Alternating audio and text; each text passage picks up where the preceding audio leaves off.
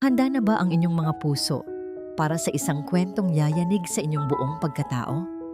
Isang kwentong magpapatunay na ang pinakamatamis na ngiti ay maaaring nagtatago ng pinakamaitim na lihim at ang pinakainosenteng pag-ibig ay maaaring maging ugat ng pinakamatinding paghihiganti.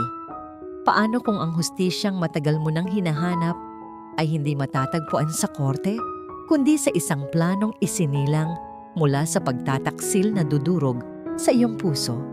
Halina't pakinggan natin ang kwento ni Luningning.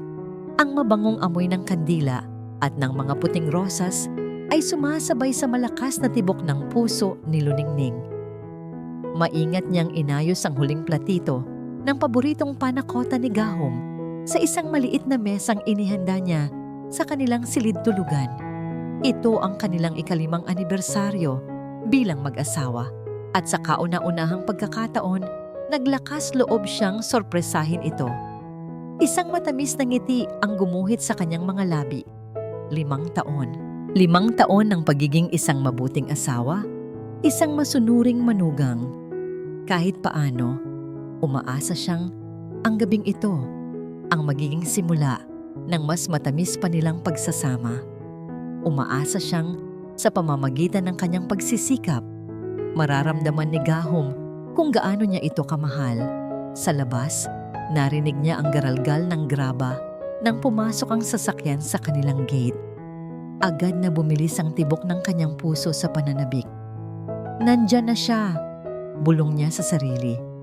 Mabilis niyang sinindihan ang huling kandila at pinatay ang ilaw sa silid. Nag-iwan lamang ng malambot na liwanag mula sa mga apoy na sumasayaw. Ngunit kasabay ng tunog ng makina ng kotse ni Gahom ay ang pagbukas ng pinto sa passenger side. Narinig ni Luningning ang pamilyar na matinis na boses ng kanyang biyenan, si Maguyen. "Gahom, anak, siguraduhin mong hindi na naman nag-aksaya ng kuryente ang asawa mo. Bukas lahat ng ilaw sa hardin." Nawala ang nangiti ni Luningning. Bakit kasama niya ang kanyang ina? Ang sorpresa niya. Paano na? Dali-dali siyang kumilos. Hindi pwedeng masira ang gabi. Itatago na lamang muna niya ang lahat. Ngunit huli na. Narinig na niya ang kanilang mga yabag sa hagdanan, papalapit sa kanilang silid. Walang oras para itago ang mesa. Sa isang iglap, sa sobrang pag-aalala na masira ang sorpresa, ginawa niya ang unang bagay na pumasok sa kanyang isip. Mabilis at walang ingay, gumapang siya sa ilalim ng kanilang malaking kama. Doon, sa gitna ng alikabok at dilim, pinigil niya ang kanyang hininga. Hahayaan muna niyang pumasok sila at aalis din naman siguro kaagad ang kanyang biyenan. Bumukas ang pinto. Unang pumasok ang mga paa ni Gahom na nakasuot sa mamahaling sapatos na gawa sa katad. Kasunod ang mga paa ni Maguyen. "Tingnan mo nga naman," bungad ni Maguyen. Ang boses ay puno ng pangungutya. "Nagkalat na naman ang mga kandila. Akala mo siguro ay may patay. Sayang sa pera." Narinig ni Luningning ang paglapag ng isang bote at ang pagbuhos ng alak sa 2 kopita. "Hayaan mo na, Mama. Alam mo namang romantiko ang asawa ko," sagot ni Gahom, ngunit may halong tawa sa kanyang boses na nagpatindig ng balahibo ni Luningning. Hindi iyon ang tawang puno ng pagmamahal. Iyon ay tawang mapanlibak. Romantiko? O baka naman sinusubukan lang itago ang katotohanang wala siyang silbi? Sagot ni Maguyen. "Mabuti na lang at matalino ka, anak. Kung hindi dahil sa'yo, baka hanggang ngayon ay naghihirap pa rin tayo." Pinikit ni Luningning ang kanyang mga mata. Masakit. Bawat salita ay tila isang punyal na tumatarak sa kanyang puso. "Relax, Ma. Everything is under control," sabi ni Gahom at narinig ni Luningning ang paglagok nito ng alak. "Konting tiis na lang. Kapag nailipat na sa pangalan ko ang huling property ng mga Santos, makukuha na natin ang lahat. Mga Santos, ang apelyido ng kanyang pamilya. Siguraduhin mo lang, Gahom. At ano ba ang plano mo dyan sa babaeng kasama mo? Hindi ba't nangako ka sa kanya na hihiwalayan mo na si Luningning pagkatapos ng lahat? Halos masuka si Luningning. Isang babae, may ibang babae si Gahom. Ang hangin sa ilalim ng kama ay tila naubos, hindi siya makahinga. Ang sakit sa kanyang dibdib ay hindi maipaliwanag. Narinig niya ang malutong na halakhak ni Gahom. Si Clarice, isa lang siyang libangan, ma. Pero kapag nakuha ko na ang lahat, sino ang makakapigil sa akin? Pwede ko nang palayasin ang Luningning na yan. Ang bawat paghinga ni Luningning ay mabigat. Ang bawat tibok ng kanyang puso ay isang dagok ng katotohanan. Ang kanyang perpektong mundo, ang kanyang pinapangarap na pag-ibig ay gumuho sa isang iglap. Ngunit ang susunod na mga salita na lumabas sa bibig ni Gahom ang tuluyang pumatay sa kanyang kaluluwa. Isa pa, ma, pagpapatuloy ni Gahom, ang boses ay bumaba na tila isang bulong ng ahas. Hindi ba't mas maganda ang kwento? Ang ulilang si Luningning. Minana ang lahat mula sa kanyang mga magulang na naaksidente. Tapos, ang mapagmahal na asawa, ako ang namamahala sa lahat. Perfect story. Talagang perpekto. Sang-ayon ni Magwayen at narinig ni Luningning ang kalansing ng kanilang mga kupita. Sinadalangin at gunita hanggang ng ngayon ay hindi ko maisip kung gaano kadali ang lahat. Isang preno na pinakialaman, isang ulan, isang malalim na bangin. At tapos, ang yaman nila sa atin na. Dalangin, gunita, ang mga pangalan ng kanyang ama at ina. Sa ilalim ng kama, hindi na humihinga si Luningning. Ang kanyang mga mata ay dilat na dilat sa dilim. Ang kanyang mga kamay ay mahigpit na nakakuyom. Ang mga kuko ay bumaon sa kanyang palad. Hindi maaari. Isang aksidente ang lahat. Iyon ang sinabi ng mga pulis. Iyon ang sinabi ng lahat. Ngunit ang tawa ni Gahom, ang malamig at walang kaluluwang tawawa ng kanyang asawa, ang siyang nagsabi ng buong katotohanan. To us, ma. To a brighter future. Sabi ni Gahom, muling nag-cheers. Narinig ni Luningning ang kanilang mga yabag, papalabas ng silid. Isinara ang pinto. At iniwan siyang mag-isa sa dilim na binalot ng amoy ng rosas at kandilang unti-unting namamatay. Naiwan siyang nakahiga sa malamig na sahig, nanginginig. Ang mga luhang kanina pa niya pinipigilan ay bumuhos na parang agos mula sa sirang dam. Ngunit hindi ito iyak ng kalungkutan. Hindi ito iyak ng isang pusong nasawi. Ito ay ang tahimik na sigaw ng isang kaluluwang pinatay. Nananatili siyang hindi gumagalaw, nakikinig sa unti-unting paghina ng kanilang mga boses palayo sa pasilyo. Paano siya aalis dito? Paano siya babangon at haharapin ang umaga? Paano siya hihiga sa kama kung saan natutulog ang demonyong pumatay sa kanyang mga magulang? Ang mundo niya ay gumuho at sa mga abo nito, isang bagong Luningning ang isinilang, isang babaeng walang nararamdaman, kundi ang nag-aapoy na pagnanais para sa hustisya. Hindi natulog si Luningning ng gabing iyon. Paano siya makakatulog? Ang bawat sulok ng kama ay may dalang alaala ng kasinungalingan. Ang hangin sa loob ng silid ay tila puno ng laso ng pagtataksil. Nanatili siyang nakahiga, nakapikit, ngunit ang kanyang diwa ay gising na gising. Paulit-ulit na pinapakinggan sa kanyang isipan ang pag-uusap ng mag-inang demonyo. Ang tawa ni Gahom, ang pagsang-ayon ni Magwayen, ang mga pangalan ng kanyang ama at ina. Binanggit na tila isang simpleng transaksyon sa negosyo. Nang ang unang sinag ng araw ay tumagos sa siwang ng kurtina, bumangon siya. Walang emosyon, walang luha. Tila naubos na ang lahat ng yon kagabi. Ang natira na lang ay isang malamig at matigas na bagay sa gitna ng kanyang dibdib. Isang bagay na hindi niya pa nararamdaman dati. Humarap siya sa salamin. Ang babaeng nakatingin pabalik ay may maputlang mukha. May malalalim na bilog sa ilalim ng mga mata. Ngunit ang mga matang yon, may iba na sa kanila. Wala na ang dating kislap ng pag-ibig at pag-asa. Napalitan iyon ng isang blangkong tingin, isang tinging tila kayang tumagos sa pader. Pinilit niyang ngumiti. Kakaiba. Isang maskara. Ngunit ito ang maskarang kailangan niyang isuot. Simula ngayon, bawat ngiti, bawat kilos, bawat salita ay magiging isang pag-arte. Isang pag-arteng magliligtas sa kanyang buhay at magbibigay ng hustisya sa kanyang mga magulang. Dahan-dahan siyang bumaba ng hagdanan. Ang dating tahanang puno ng init ay isa na ngayong kulungan ng mga ahas. Mula sa kusina, naamoy niya ang sinangag at kape. Ang pamilyar na amoy ng almusal ay tila nakakasulasok ngayon. Naabutan niya ang kanyang biyenan sa hapagkainan, si Doña Maguayan, na may matalas na tingin habang sinusuri ang listahan ng gastusin. Hindi man lang ito nag-angat ng tingin nang dumating siya. "Magandang umaga po, Mama," bati ni Luningning. Ang boses ay kalmado at bahagyang mahina. "Umaga na nga," sagot ni Maguayan. Hindi pa rin tumitingin. "Nakita ko ang resibo ng itlog na binili mo kahapon. Bakit ang mahal? Hindi mo ba alam na meron pa tayong mga itlog sa pantry? Kailangan mo talagang matutong magtipid, Luningning. Ang pera ay hindi pinupulot."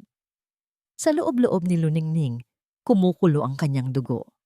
Ang pera na kinuha ninyo sa pamilya ko. Ngunit sa labas, isang maamong muka ang kanyang ipinakita. "Pasensya na po, Mama. Akala ko po kasi ay mas maganda kung mas sariwa ang gagamitin para sa almusal ni Gahom." Isang sarkastikong tawa ang kumawala kay Maguayan. "Sariwa? Walang pinagkaiba ang lasa niyan. Aksaya lang yan." Sakto namang bumaba si Gahom. Sariwa mula sa paliligo. Suot ang kanyang mamahaling business suit. Ngumiti ito nang makita si Luningning. Isang ngangiting nakakadiri sa kasinungalingan. "Good morning, mahal ko," sabi nito. Lumapit at hahalikan sana siya sa pisngi. Umiwas si Luningning ng bahagya. Sapat lang para ang halik ay dumapos sa hangin. "Nag-almusal ka na," sabi niya. Hindi tanong kundi isang pahayag. "Mamaya na sa opisina, mahal. Pasensya na kagabi ha. Nakatulog agad ako pag-uwi ni Mama. May sorpresa ka pa naman daw," sabi ni Gahom at hinawakan nito ang kanyang kamay na nakapatong sa mesa. Ang pagdampi ng balat nito sa kanya ay tila pagdampi ng isang nagbabagang bakal. Isang kuryenteng puno ng pandidiri ang gumapang sa kanyang buong katawan. Gusto niyang bawiin ang kanyang kamay. Gusto niyang sumigaw. Gusto niyang isampal sa pagmumukha nito ang lahat ng narinig niya. Ngunit hindi siya kumilos. Nanatili siyang nakaupo. Hinayaan ang kamay nito sa ibabaw ng sa kanya. At muling ngumiti ng kanyang bagong peke at walang buhay na ngiti. Wala yon. Ang mahalaga ay nakapagpahinga ka. Habang nagsasalita si Gahom tungkol sa kanyang mga importanteng pulong sa araw na yon, biglang naalala ni Luningning ang kanyang ama. Naalala niya isang hapon habang nagkakape sila sa hardin. Sinabi ni Dalangin, "Anak, ang tunay na pagmamahal, hindi kailangang ipaliwanag. Nararamdaman niyan sa bawat hawak, sa bawat tingin."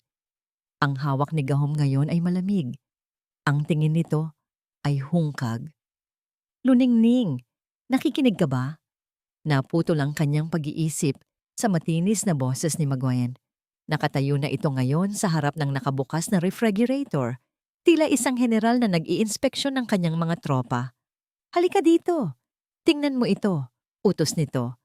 Sumunod si Luningning. Itinuro ni Maguayan ang mga nakasalansan na Tupperware at mga dilata sa loob. Itong manok na to. 1 linggo na to dito. Pwede pa yan. At itong gulay, alisin mo lang ang mga sirang parte, pwede pa ring igisa. Hindi porket medyo luma na, ay itatapon na agad. Ganyan ang buhay. Kailangang maging praktikal. Habang nagsasalita si Maguayan, hindi sa mga sinasabi nito nakatuon ang pansin ni Luningning. Ang kanyang mga mata ay nasa mga bagay na itinuturo nito. Mga pagkaing matagal nang nakaimbak, mga dilatang tila bahagya ng may yupi sa gilid. Ang pagmamalaki sa boses ng kanyang biyenan, Habang ipinapakita ang kanyang katipiran, ay nagbigay liwanag sa isang madilim na sulok ng kanyang isipan. Hinila ni Maguire ang isang maliit na garapon mula sa likuran. Isa iyong liver pate. May alikabok na ang takip nito. Ito, sabi nito na may ngiti ng tagumpay. Tingnan mo, matagal na ito dito, pero mukhang masarap pa. Sayang naman kung masisira lang.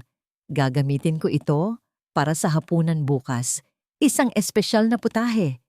Napatitig si Luningning sa garapon. Ang isip niya ay biglang tumahimik.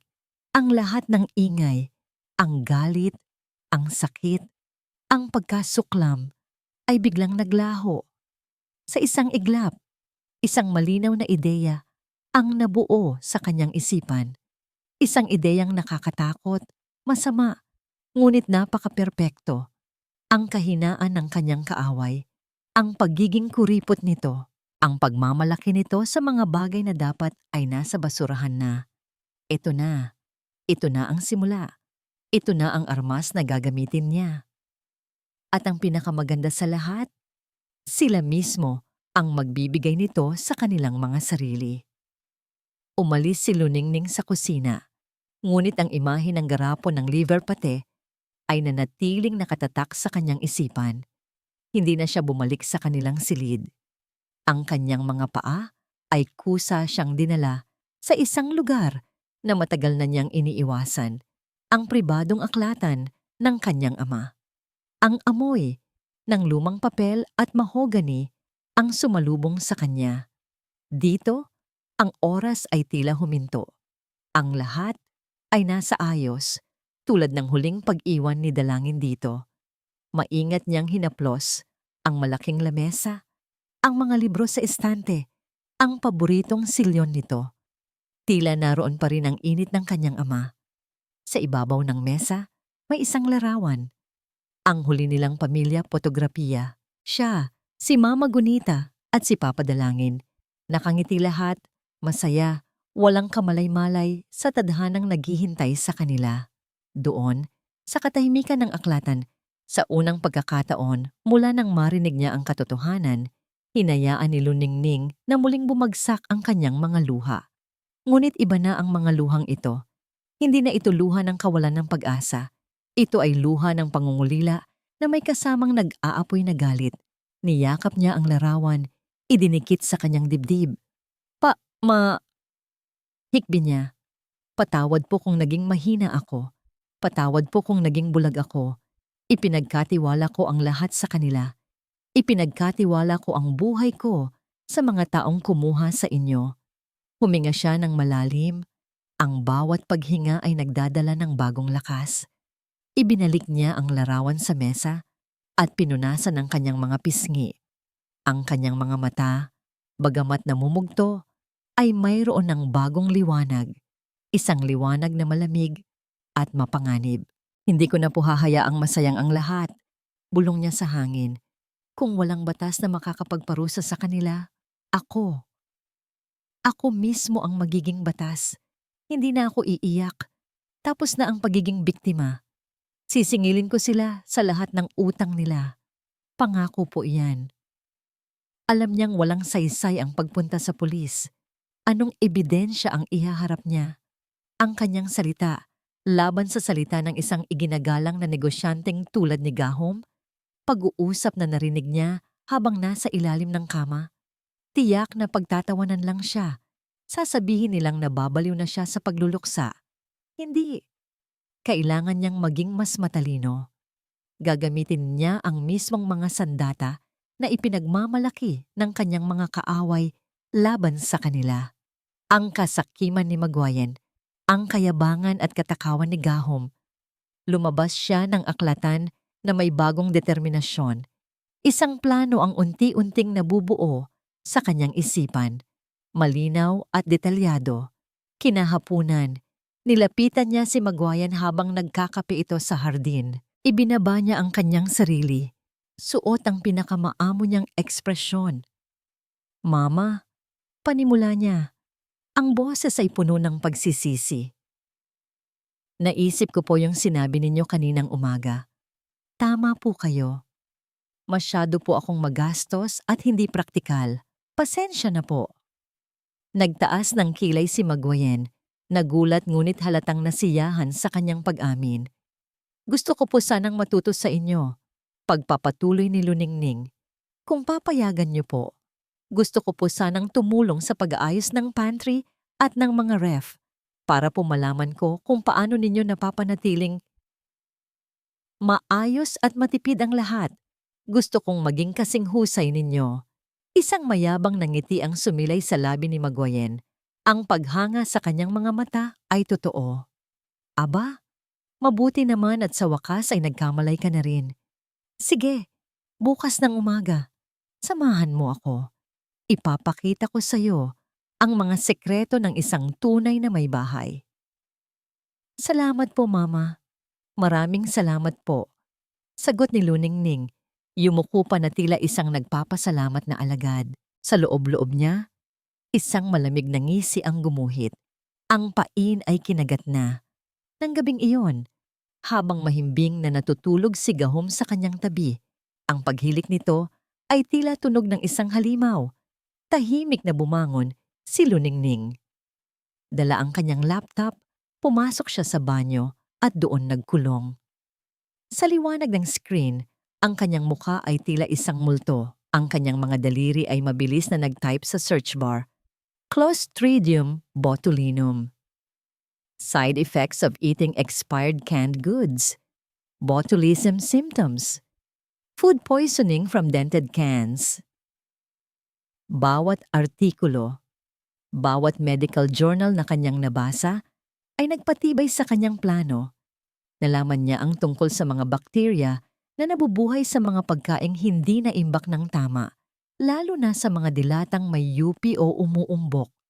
Nalaman niya ang mga sintomas, panlalabo ng mata, hirap sa pagsasalita, pananakit ng tiyan, at sa huli, pagkalumpo ng mga kalamnan, kasama na ang puso at baga. Isang kamatayang mabagal at masakit. Isang kamatayang walang bakas ng lason na gawa ng tao. Matapos ang halos isang oras, isinara niya ang laptop. Tumingin siya sa salamin na nasa kanyang harapan. Ang babaeng nakatingin pabalik ay hindi na ang Luningning na kilala niya. Ang mga mata nito ay hindi na mata niyang isang biktima na naghahanap ng awa. Ito ang mga mata ng isang berdugo. Kalmadong pinaplano ang kanyang paghatol. Kinabukasan, gaya ng napag-usapan, magkasama silang pumasok sa malaki ngunit madilim na pantry. Habang abala si Magwayen sa pagtuturo at pagyayabang, sinimulan ni Luningning ang kanyang tahimik na gawain. Habang nag-aayos, isang kinakalawang na baul sa pinakasulok na bahagi ng bodega ang nakaagaw ng kanyang pansin. Puno ito ng mga gamit ni Gahom noong binata pa ito. Ano po ito, Mama? Tanong niya. Yan. Mga basura lang yan ni Gahom. Itapon mo na kung gusto mo. Ngunit sa halip na itapon, binuksan ito ni Luningning. Sa ilalim ng mga lumang libro at damit, may nakita siyang isang kwadernong kupas na. Isang diary. Ang diary ni Gahom nung high school. Dahil sa kuryosidad, binuklat niya ito sa isang pahina. Ang sulat kamay nito ay arogante, kahit noon pa man. At ang mga salitang nabasa niya ay nagpatigil sa kanyang paghinga. April 12. Nakakainis talaga ang pamilya Santos. Laging sila ang bida. Laging sila ang mayaman. Si Mr. Santos laging pinapamukha kay Papa na mas magaling siya. Balang araw makikita nila. Lahat ng pag-aari nila. Lahat ng yan ay magiging akin. Napatitig si Luningning sa mga salita. Ang puot pala ni Gahom ay hindi lang dahil sa pera. Ito ay isang galit na matagal nang nakatanim. Isang inggit na nag-ugat mula pa sa kanyang kabataan. Hindi lang ito isang krimen ng pagkakataon. Ito ay isang krimen na isinilang mula sa habang buhay na pagkasuklam. Mahigpit niyang isinara ang diary. Ngayon, sigurado na siya. Wala nang puwang para sa pag-aalinlangan. Wala nang puwang para sa awa. Nagsimula ang laro ni Luningning sa mga sumunod na araw. Isang larong tahimik, maingat, at nakamamatay. Ang kanyang entablado ay ang kusina, ang pantry, at ang mga refrigerator. Ang kanyang mga props ay ang mismong mga bagay na ipinagmamalaki ni Maguayen, ang kanyang koleksyon ng mga lumang dilata, mga pagkaing nakaimbak, at mga tirang pagkain na inabot na ng linggo. Hindi siya nagdagdag, hindi rin siya nagbawas. Ang ginawa lang niya ay mag-ayos. Suot ang isang pares ng guwantes na pang-garden na palihim niyang kinuha. Sinimulan niyang isakatuparan ng kanyang plano sa tuwing wala si Maguayen o si Gahom.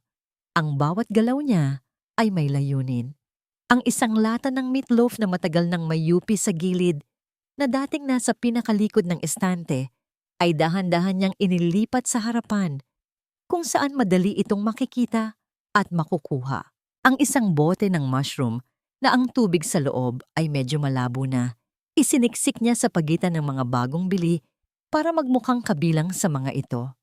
Ang isang garapon ng gisantes na ang takip ay bahagyang umuumbok, isang malinaw na senyales ng kontaminasyon, ay maingat niyang inilagay sa eye-level shelf ng refrigerator.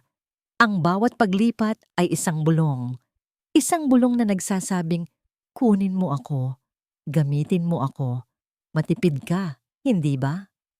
Isang hapon, naabutan siya ni Maguayen na nagpupunas ng mga estante sa pantry. Aba, Luningning, napakasipag mo naman yata ngayon. Puna nito, may halong pagtataka at paghanga. Ngumiti si Luningning, isang nangiting sanay na niyang isuot. Gusto ko lang po talagang matuto, Mama. At para na rin po maipakita ang pasasalamat ko sa lahat ng ginagawa ninyo para sa amin. Mabuti, sagot ni Maguayen, tila kinikilig sa papuri. Tingnan mo yan, sabay turo sa isang lata ng corned beef na inilipat ni Luningning sa unahan. Ang tatak na yan, matibay yan. Kahit lumampas na sa petsa, masarap pa rin. Hindi tulad ng mga bago ngayon, puro hangin. Tumangulang si Luningning. Opo, Mama, tama po kayo. Sa isip niya, sana nga ay kasing tibay ng lata ang tiyan ng anak mo. Sa gabi, kapag ang buong bahay ay tahimik na, binubuklat niya ang diary ni Gahom. Bawat pahina ay naglalaman ng parehong tema, inggit, galit, at isang desperadong pagnanais. Nahigitan ng lahat, lalo na ang kanyang ama. May isang entry na partikular na tumatak sa kanya. Narinig ko na namang pinapagalitan ni Papa si Mama. Kesyo magastos daw.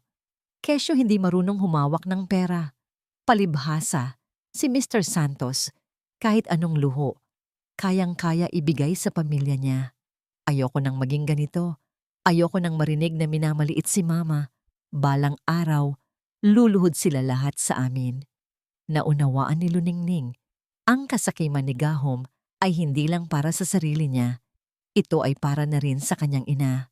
Isang baluktot na paraan ng pagpapakita ng pagmamahal, ang pagbibigay ng karangyaan na ninakaw mula sa dugo ng iba.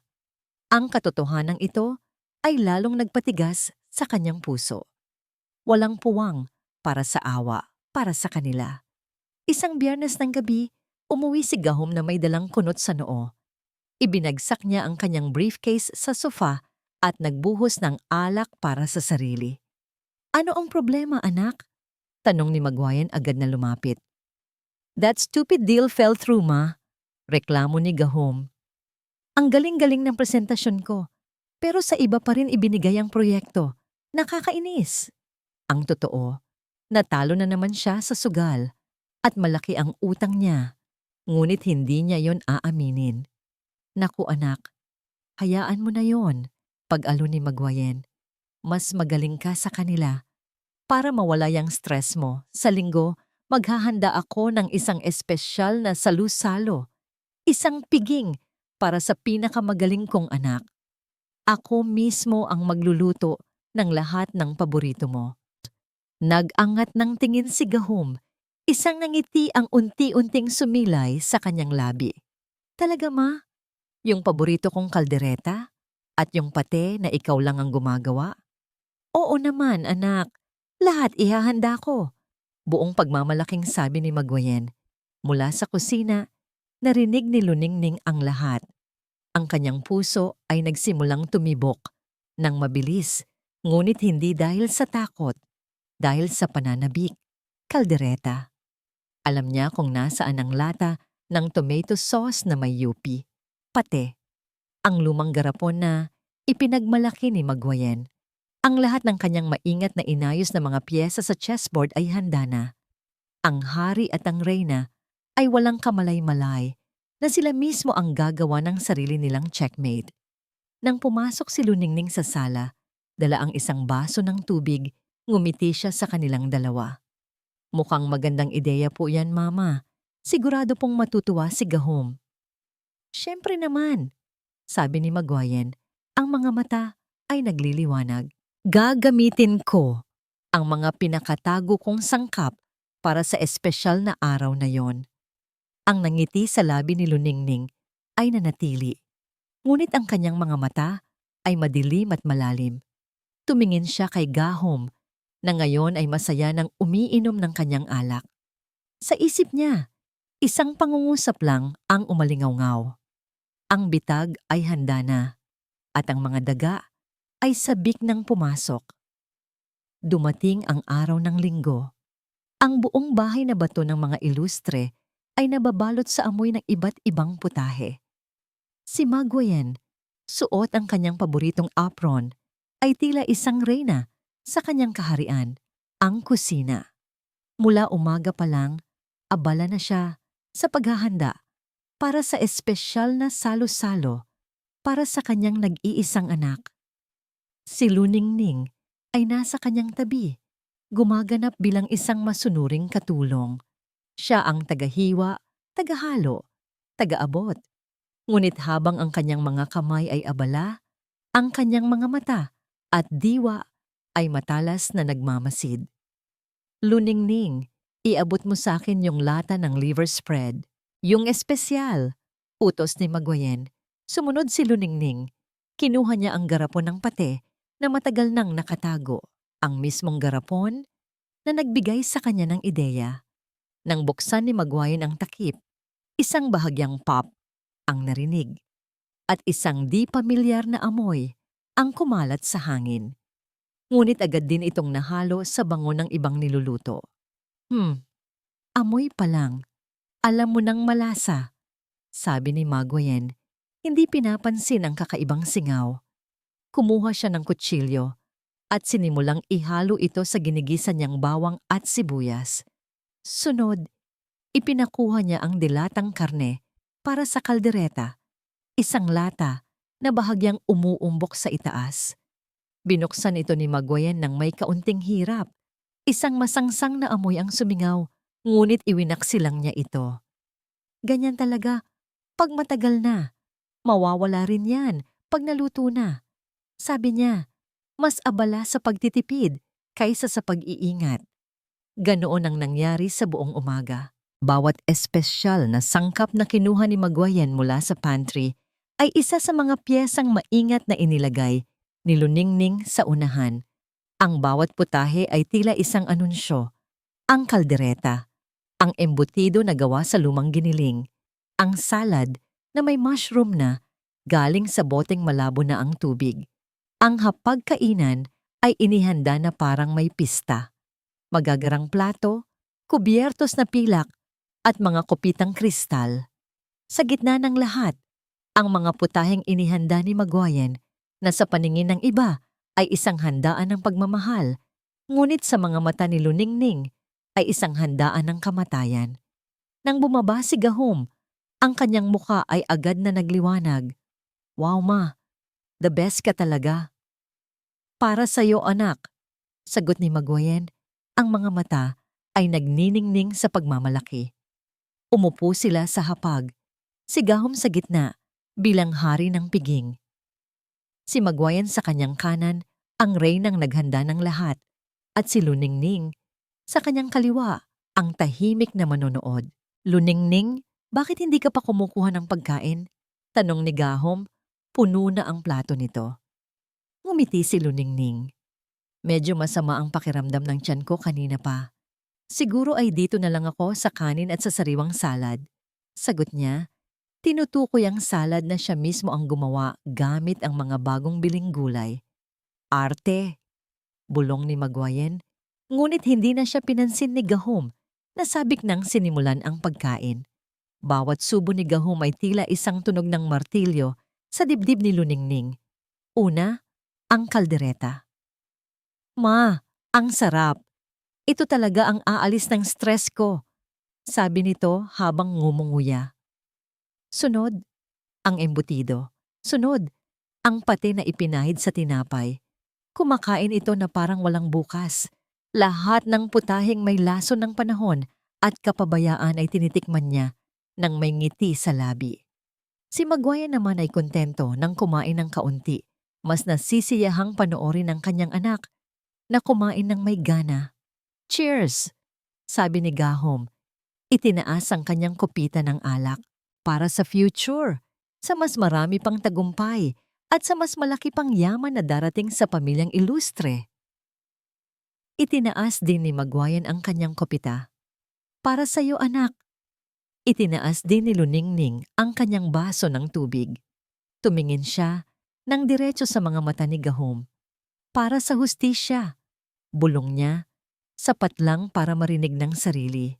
Nang matapos ang tanghalian, si Gahom ay humiga sa sofa. Hinihimas ang kanyang busog na tiyan. Grabe ma, nabuhay ang dugo ko. Matutulog muna ako.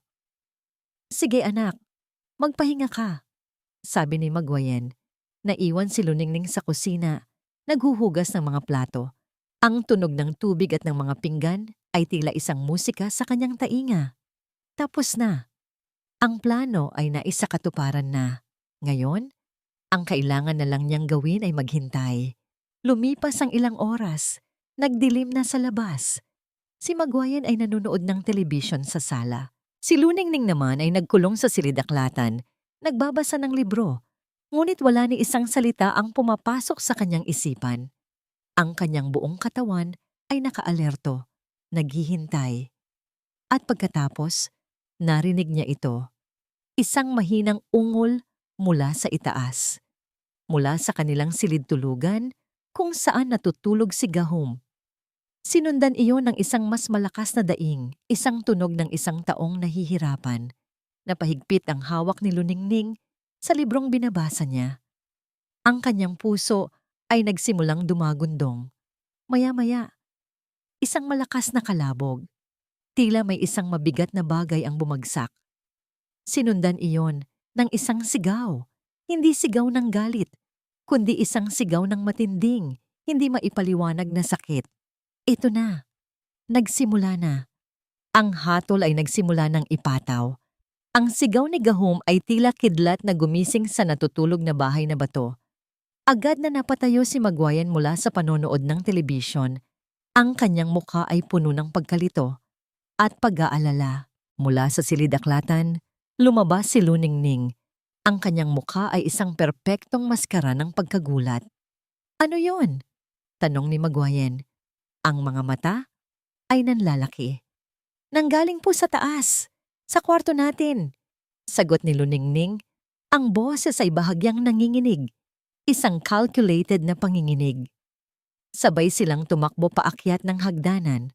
Ang bawat hakbang ay sinasabayan ng isa pang daing mula sa loob ng silid. Nang marating nila ang pinto, nakasara ito. Kinatok ito ni Magwayen ng buong lakas. Gahom, anak, anong nangyayari sa'yo? Buksan mo ang pinto. Walang sagot, tanging isang tunog na tila may sumusuka. Puno ng panik, sinubukan ni Magwayen na pihitin ang seradura, ngunit nakalak ito mula sa loob. Gahom, sumagot ka! Sigaw niya, ang kanyang boses ay basag na sa takot. Sa puntong ito, ang pag-arte ni Luningning ay naging mas kapani-paniwala. Teka po, Mama, kukunin ko ang duplicate na susi sa ibaba.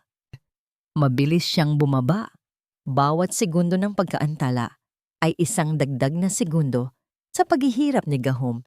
Ito ay parte ng kanyang plano. Ang maging mahinahon sa gitna ng kaguluhan, ang maging tagapagligtas.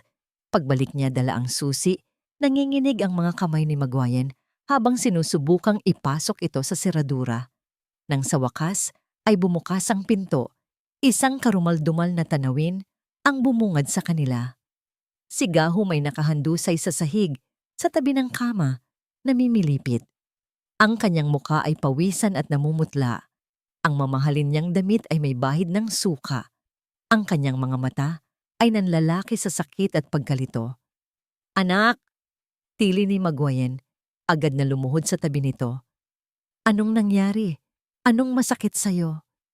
Tiyan koma." Ungol ni Gahom, hirap na hirap magsalita. Parang pinipiga. Hindi ako makahinga ng maayos. Sinubukan ni Maguayen ang lahat ng alam niyang lunas bahay. Pinainom niya ito ng tubig na may asin. Hinaplos niya ang tiyan nito ng aceite de manzanilla. Ngunit walang epekto. Bawat minuto, lalong lumalala ang kalagayan ni Gahom. Nagsimula na itong manlabo ang paningin at ang kanyang mga braso at binti ay tila nanghihina. "Anak, ano ba ang nakain mo?" Tanong ni Maguayen. Ang kanyang isip ay naghahanap ng kasagutan. Si Gahom ay umiling lang, masyado nang mahina para sumagot. Dito na pumasok si Luningning, kalmado, desidido. "Mama, kailangan na po natin siyang dalhin sa ospital. Hindi na po ito biro." Tumingin si Maguayen kay Luningning. Ang kanyang mga mata ay puno ng luha at pag-asa na para bang si Luningning ang tanging matatag na bagay sa gumuguhong mundo niya. Tama ka, Hija. Tumawag ka ng ambulansya. Bilis!" Kinuha ni Luningning ang kanyang telepono. Ang kanyang mga daliri ay hindi nagkamali sa pagpindot ng mga numero. Ang kanyang boses, nang sumagot ang operator sa kabilang linya, ay kontrolado, ngunit may tamang-tamang himig ng panik. "Hello! Emergency po. Kailangan po namin ng ambulansya," sabi niya. Malinaw na ibinigay ang kanilang address. "Ang asawa ko po." Bigla na lang sumakit ang tiyan at nahihirapang huminga. "Opo, hindi ko po alam kung anong nangyari." Habang naghihintay sila sa ambulansya, ang bawat segundo ay tila isang oras. Si Gahom ay halos hindi na makagalaw. Si Maguayen ay walang tigil sa pagiyak at pagdarasal, paulit-ulit na binabanggit ang pangalan ng kanyang anak. Si Luningning naman ay tahimik na nakatayo sa isang sulok, isang perpektong larawan ng isang nag-aalalang asawa. Ngunit sa loob niya, isang malamig na kasiyahan ang gumagapang. Ang paghihirap ni Gahom ay ang musika ng kanyang paghihiganti. Pagdating ng mga paramedic, mabilis nilang isinakay si Gahom sa stretcher. Sa loob ng ambulansya, hawak ni Maguayen ang kamay ng kanyang anak. Si Luningning naman ay umupo sa kabilang panig. Ang kanyang mga mata ay nakatuon sa walang buhay na mukha ni Gahom. Ang lalaking minsan niyang minahal ng buong puso, ang lalaking sumira sa kanyang buhay, ay ngayon isang inutil na piraso ng laman. Sa ospital, ang eksena ay puno ng kaguluhan. Isinugod si Gahom sa emergency room. Lumabas ang isang doktor para kausapin sila. "Ano po bang nangyari? Kailangan naming malaman kung ano ang mga huli niyang kinain o ininom. Mayroon ba siyang allergies o anumang kondisyon sa kalusugan?" Umiling si Maguayen, hindi makapagsalita dahil sa pag-iyak. Si Luningning ang sumagot. Ang boses ay malinaw. "Wala po siyang allergies, Doc. Ang tanging kinain lang po niya ngayong araw ay ang tanghalian na inihanda ng kanyang ina." Tumingin ang doktor kay Maguayen. "Ano po ang inihanda ninyo, ma'am?" Nagsimulang magsalita si Maguayen, binabanggit ang bawat putahe. "Kaldereta, embutido, yung paborito niyang pate." "May iba pa po bang kumain ng mga ito?" tanong ng doktor. Umiling si Maguayen. Siya lang ang kumain ng marami. Ako, kaunti lang." Si Luningning, salad lang ang kinain. Napatango ang doktor, ang kanyang muka ay seryoso. "Kailangan naming isagawa ang ilang pagsusuri. Malakas ang hinala namin na ito ay isang kaso ng matinding food poisoning. posibleng botulism base sa mabilis na pagkalat ng sintomas ng paralysis, botulism. Ang salitang yon ay tumama kay Maguian na parang isang sampal. Nanlaki ang kanyang mga mata sa takot at hindi makapaniwala. Bigla niyang naalala ang mga lumang delata, ang amoy, ang umuumbok na takip. Lahat ng mga mata, kasama na ang sa mga nurse at sa doktor, ay napatingin sa kanya. Ang dating reyna ng kusina ay ngayon ang pangunahing suspect sa pagkalason ng sarili niyang anak. Ang salitang botulism ay nanatiling nakalutang sa hangin ng ospital, mas mabigat at mas nakakamatay kaysa sa amoy ng antiseptiko. Para kay Maguian, ang salitang yun ay isang hatol na siya mismo ang gumawa. Hindi maaari. Bulong ni Maguian, ang kanyang mukha ay nawalan ng kulay. Paulit-ulit siyang umiling na para bang sa pag-iling niya ay mababago ang katotohanan. Maaayos ang mga pagkaing iyon. Matagal ko nang ginagawa to. Hindi. Ngunit ang pagtanggi niya ay walang silbi. Dahil sa seryosong kalagayan ni Gahom, agad na tumawag ang ospital sa mga awtoridad. Hindi nagtagal, 2 pulis ang dumating. Ang dating pribadong trahedya ng pamilya ay isa na ngayong opisyal na investigasyon. Si Luningning ay nanatiling tahimik sa isang tabi. Ang kanyang presensya ay halos hindi napapansin. Ngunit sa likod ng kanyang mga matang nagpapahayag ng pag-aalala, pinapanood niya ang bawat eksena na tila isang direktor na nasisiyahan sa kanyang obra maestra. Ang bawat salita, bawat kilos ng mga tao sa paligid niya ay naaayon sa kanyang script. Mrs. Illustre, sabi ng isa sa mga pulis, ang boses ay magalang ngunit matatag. Kailangan po naming malaman ang eksaktong mga sangkap na ginamit ninyo sa tanghalian. Para na rin po sa investigasyon at para matulungan ang mga doktor. Nanginginig na sinubukan ni Maguian na alalahanin ang lahat. Sa bawat putahing binabanggit niya, mas lalo siyang nasasakal sa katotohanan. Nang sabihin niyang karamihan sa mga sangkap ay galing sa matagal nang nakastak sa kanilang pantry, nagkatinginan ng 2 pulis. Kailangan po naming puntahan ang inyong tahanan para suriin ang mga natirang pagkain, sabi ng pulis. Parang binuhusan ng malamig na tubig si Maguian. Ang kanyang pantry, ang kanyang kayamanan, ang koleksyon ng kanyang katipiran ay magiging ebidensya na ngayon ng kanyang kapabayaan. Sumama si Luningning sa mga pulis pabalik sa bahay. Si Maguian ay naiwan sa ospital, masyadong mahina at litong-lito para umalis sa tabi ng kanyang anak. Pagdating sa bahay na bato, itinuro ni Luningning ang daan papunta sa kusina at sa pantry. Siya ay nanatili sa pintuan isang tahimik na saksi. Binuksan ng mga pulis ang refrigerator. Ang mga natirang pagkain mula sa tanghalian ay naroon pa, nakalagay sa mga mamahaling lalagyan. Sunod, pumasok sila sa pantry. Ang amoy ng kalumaan at alikabok ay sumalubong sa kanila. Isa-isang sinuri ng mga investigador ang mga estante. Ang kanilang mga mukha ay nagpapakita ng hindi makapaniwalang pagtingin. Ang mga dilatang may yupi, ang mga garapong may kakaibang kulay, ang mga pakete ng pagkaing matagal ng paso sa expiration date. Kumuha sila ng mga litrato. Bawat flash ng camera ay tila isang dagok sa reputasyon na iningatan ni Maguian. Ito ba ang mga ginamit niya? Tanong ng isang pulis kay Luningning. Hawak ang isang lata ng meatloaf na halatang umuumbok. Tumango si Luningning.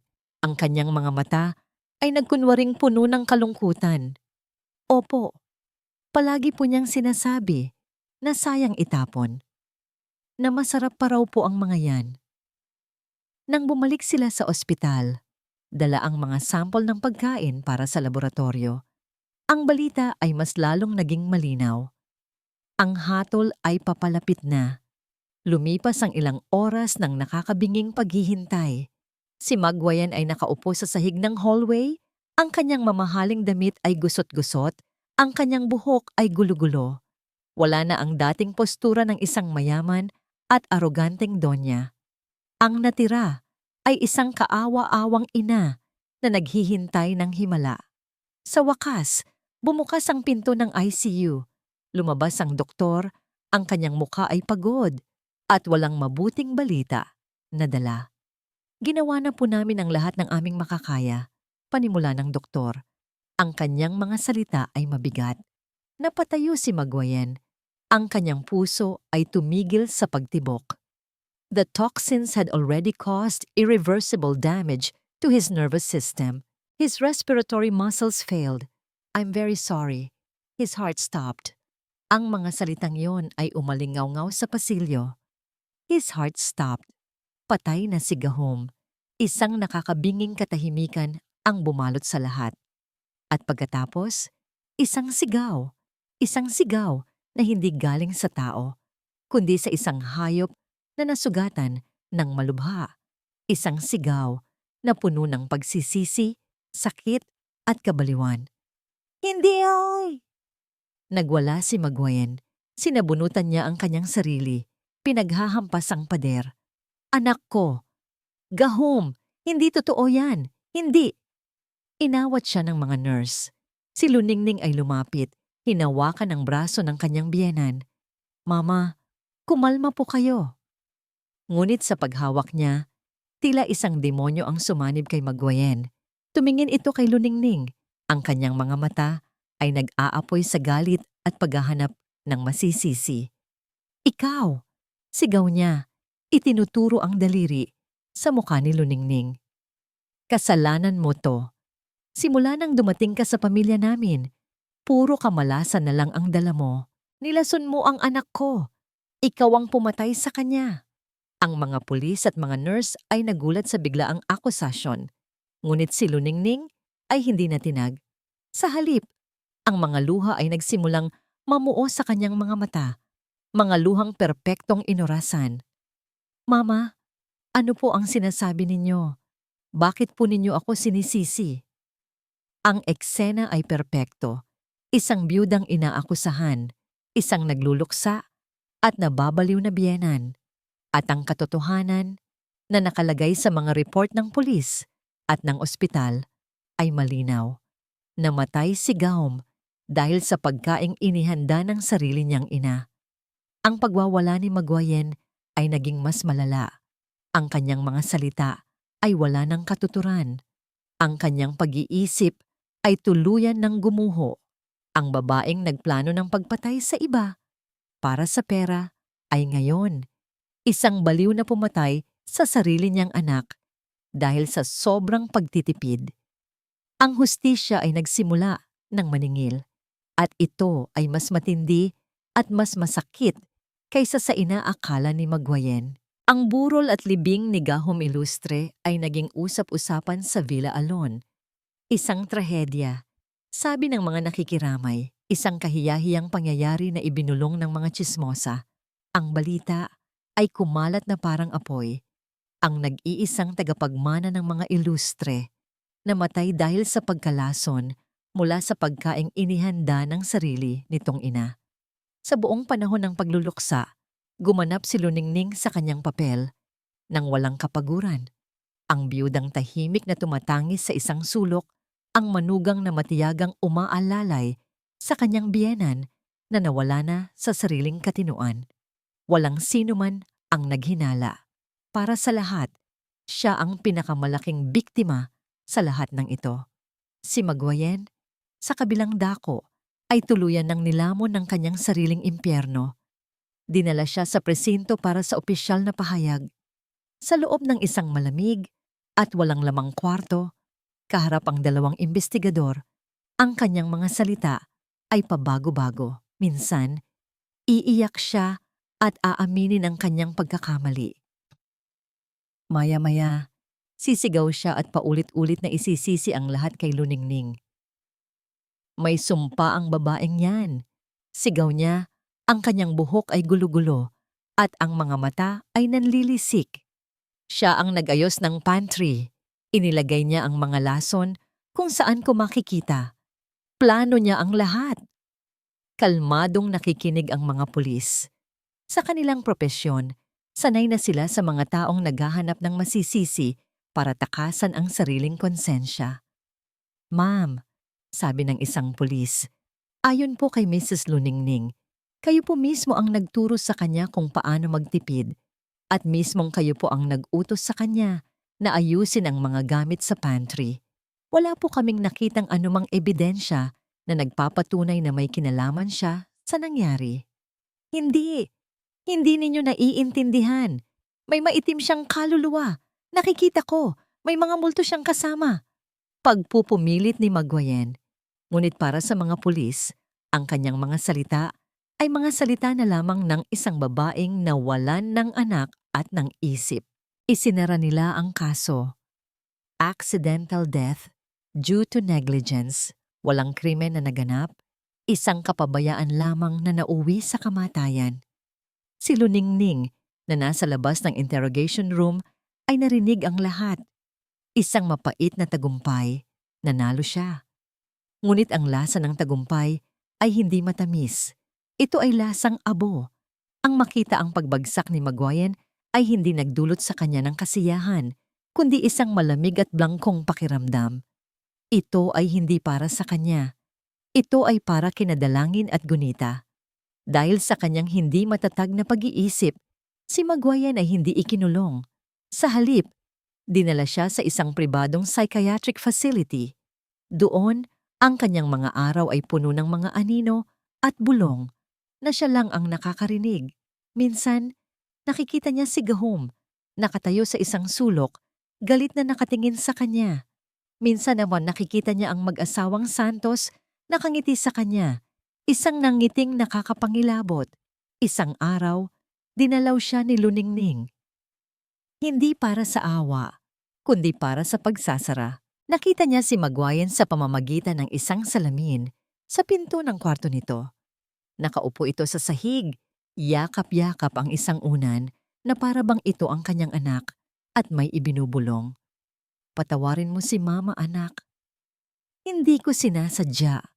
Walang naramdamang emosyon si Luningning. Wala nang galit. Wala na ring sakit. Tanging isang pakiramdam ng pagtatapos. Ngunit habang siya ay papalabas na ng pasilidad, isang pangyayari ang hindi niya inaasahan. Nagkaroon ng komosyon. Si Maguayen ay biglang nagwala nang makita ang isa sa mga nurse. Papatayin mo rin ako, tulad ng pagpatay niya sa bata. Sigaw ni Maguayen, nagpupumiglas habang hawak ng mga attendant.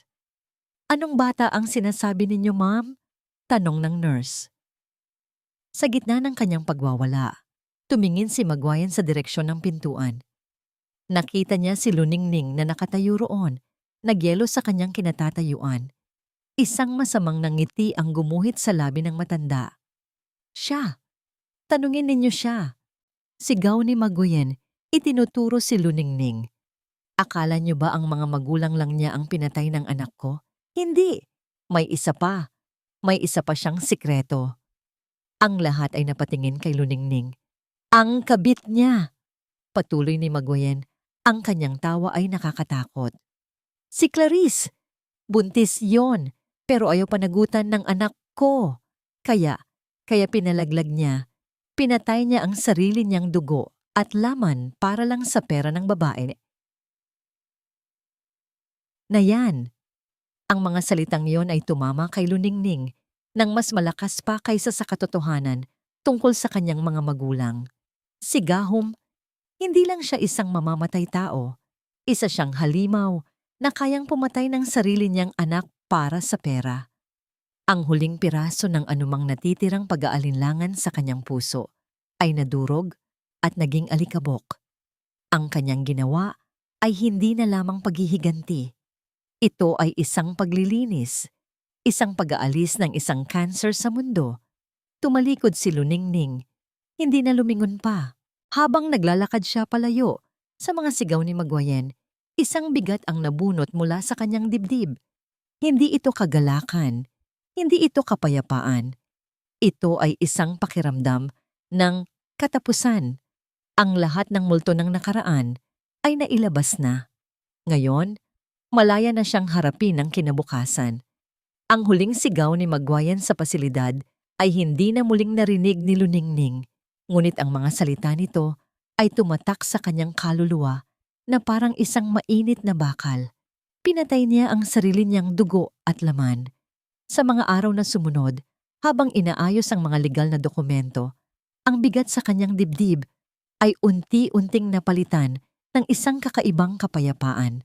Ang kanyang ginawa ay hindi na isang simpleng paghihiganti para sa kanyang mga magulang. Ito ay naging isang paghatol, isang paglilinis sa isang kasamaang mas malalim at mas madilim kaysa sa kanyang inaakala. Wala na siyang pinagsisisihan. Isang linggo matapos mailibing si Gahom, tinawagan siya ng abogado ng kanyang pamilya, si Atty. May Robles. Sa loob ng malamig at tahimik na opisina nito, na amoy lumang libro at mamahaling kape, inilatag sa harapan ni Luningning ang isang salansan ng mga dokumento.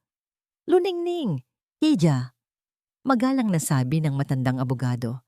Ayon sa batas, bilang nag-iisang legal na asawa at sa kawalan ng ibang tagapagmana, ang lahat ng ari-arian ni Mr. Gahom Ilustre ay mapupunta sa iyo.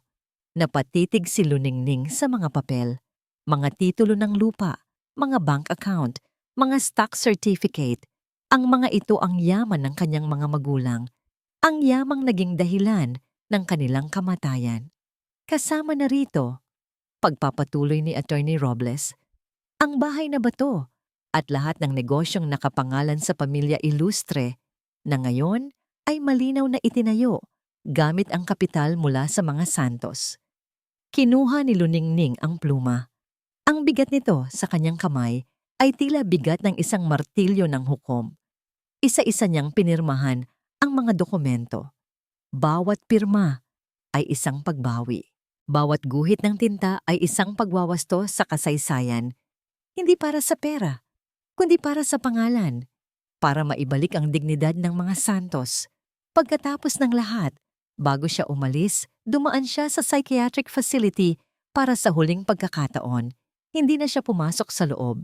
Mula sa malayo, sa likod ng isang makapal na salamin, tinanaw niya si Magwayan. Nakaupo ito sa isang silya sa hardin, nakatingin sa kawalan. Ang dating tindig na puno ng pagmamataas ay wala na. Ang kanyang buhok ay puti na at manipis. Ang kanyang mga mata ay blangko. Minsan, ngumingiti ito na parang may kausap. Minsan, umiiyak ito nang walang tunog. Isa na lamang siyang bahasyong sisidlan, pinagmumultuhan ng mga desisyong siya mismo ang gumawa. Wala nang galit sa puso ni Luningning, wala na ring awa. Tanging katahimikan, isang malalim na pagtanggap na ang pinakamatinding parusa ay hindi ang kamatayan, kundi ang habang buhay na pagkakakulong sa sariling isipan, kasama ang mga multo ng iyong mga kasalanan. Tumalikod si Luningning at hindi na lumingon pa. Ang huli niyang destinasyon ay ang bahay na bato ng mga Ilustre. Ang malaking bahay ay tila mas malamig at mas malungkot ngayon. Pumasok siya, ang kanyang mga yabag ay umalingaw-ngaw sa katahimikan. Nilakbay niya ang bawat silid, ang sala, kung saan sila nagkunwaring isang masayang pamilya. Ang kusina, kung saan niya inihanda ang kanyang tahimik na paghatol. At ang silid tulugan, kung saan gumuho ang kanyang mundo. Wala siyang kinuha. Ang mga mamahaling gamit, ang mga alahas, ang mga damit, lahat ay mga simbolo ng kasinungalingan. Pumunta lamang siya sa dating silid-aklatan ng kanyang ama. Maingat niyang kinuha ang kanilang family picture, ang iilang libro ni Papa Dalangin, at ang baul na naglalaman ng mga lumang recipe ni Mama Gunita. Iyon lang, ang mga bagay na may tunay na halaga. Dala ang isang maliit na kahon, tumayo siya sa harap ng malaking pinto. Huminga siya ng malalim, at pagkatapos ay dahan-dahan siyang humakbang palabas. Nang nasa labas na siya, marahan niyang isinara ang pinto. Ang tunog ng pagsara nito ay pinal. Isinara niya ang pinto. At kasabay nito, isinara na rin niya ang aklat ng kanyang madilim na nakaraan. Hindi siya lumingon.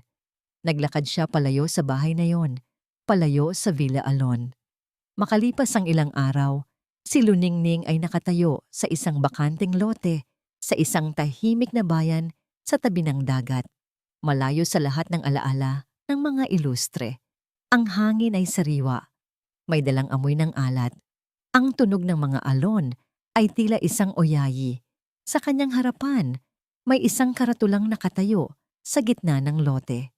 Nakasulat dito, "Dito itatayo, Kape Hiraya Hiraya," isang lumang salitang Tagalog na nangangahulugang pangarap at pag-asa. Isang maliit na ngiti ang sumilay sa kanyang mga labi. Isang totoong ngiti.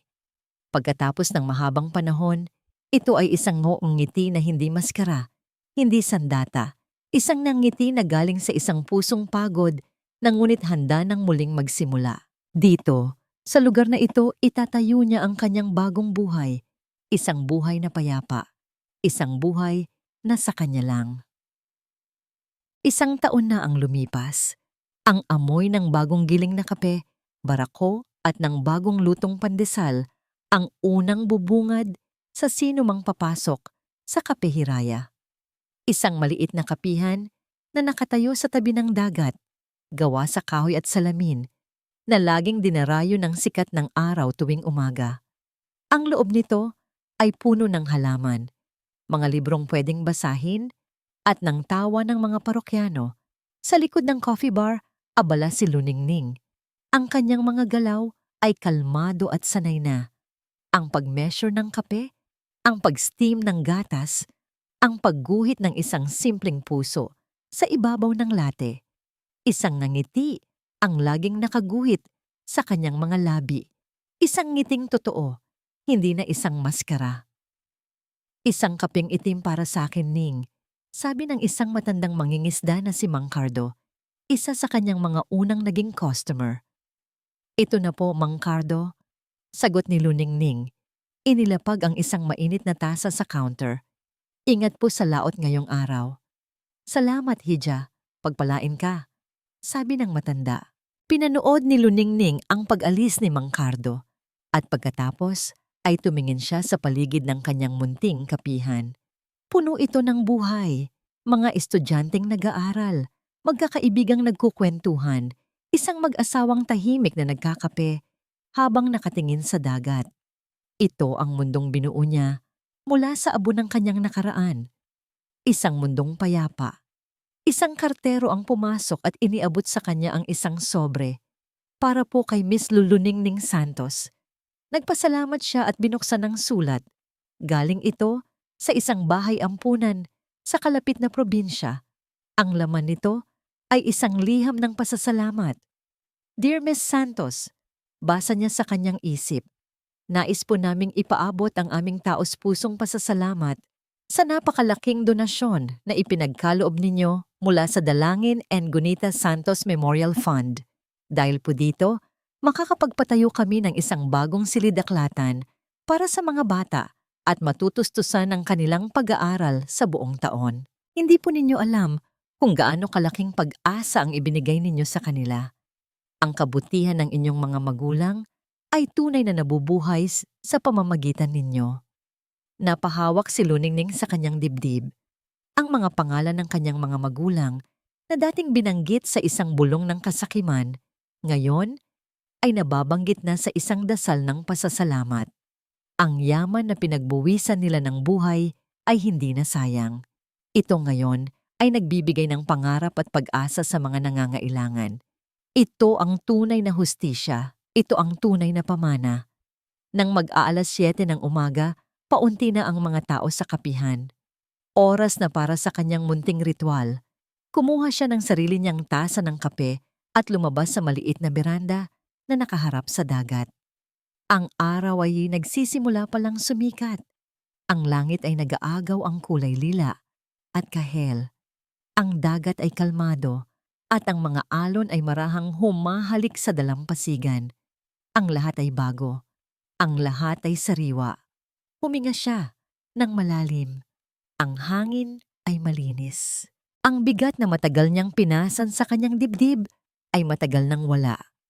Naalala niya ang babae sa ilalim ng kama, isang babaeng puno ng takot, galit at pighati. Tila isang tao na yon mula sa ibang buhay. Hindi niya makakalimutan ang nakaraan. Ito ay parte na ng kung sino siya, ngunit hindi na siya bilanggo nito.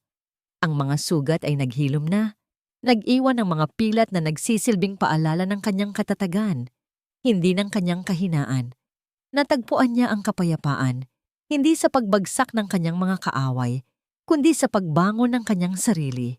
Ang tunay na kalayaan ay hindi ang makita silang magdusa, kundi ang kakayahang mabuhay nang hindi na sila iniisip pa.